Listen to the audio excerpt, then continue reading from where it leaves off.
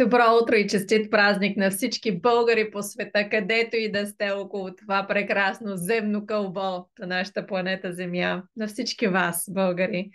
На денят на освобождението ви пожелавам да се чувствате свободни във всяка част на живота си, емоционално, психически, физически, във всички аспекти на живота си да бъдете свободни. За тези от вас, които имат някъде в някаква насока нещо случващо се в живота, където не се чувстват свободни, а биха искали. Създадох и записах току-що една медитация, която нарекох "Вдишвай свободата си". Преди малко я качих в библиотеката с безплатни медитации. Медитацията е 15 минути и това, което правим е буквално да вдишваме свободата си, да си припомняме кои сме и как да се върнем към чувството ни за свобода, защото свободата е чувство. Няма значение дали някога сте медитирали или не сте никога медитирали.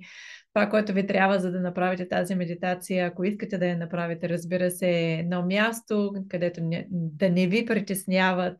15 минути време да си сложите слушалките, да се потопите в дишането си, в свободата да дишате и да издишвате. Поставям линк към библиотеката с безплатни медитации в текстът на това едно видео. Ако не сте регистрирани, направете го. Абонамента е напълно безплатен. След регистрацията ще получите всички следващи медитации по имейл, както и достъп до всички предходни медитации.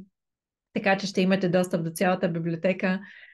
За тези от вас, които вече са регистрирани в библиотеката с безплатни медитации, току-що ви изпратих имейл с линк към новата медитация "Вдишвай свободата си".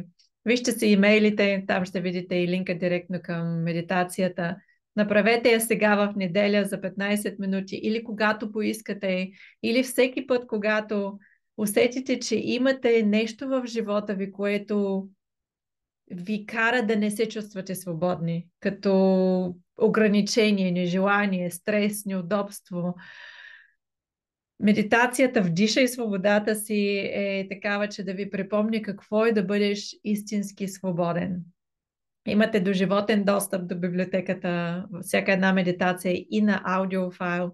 Ще публикувам следващата медитация на 10 март в 8:30 сутринта. Обичам ви, изпращам ви много любов и много енергия, където и да сте на тази прекрасна земя.